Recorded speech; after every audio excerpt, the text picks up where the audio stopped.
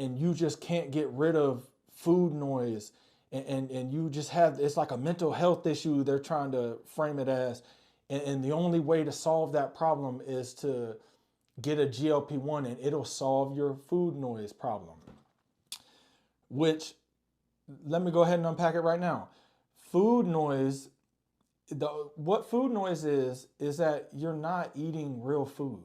You're not giving your body nutrient dense real food sources, preferably proteins and fats, because those are the most nutrient dense, and when you eat them, it produces the GLP-1.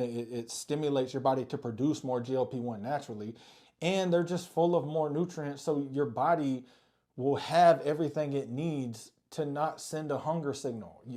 Your food noise is your body continuing to send itself food or hunger signals in hopes that you'll put something real inside of you and it can use it for fuel and to heal and to grow new tissue and function like it should.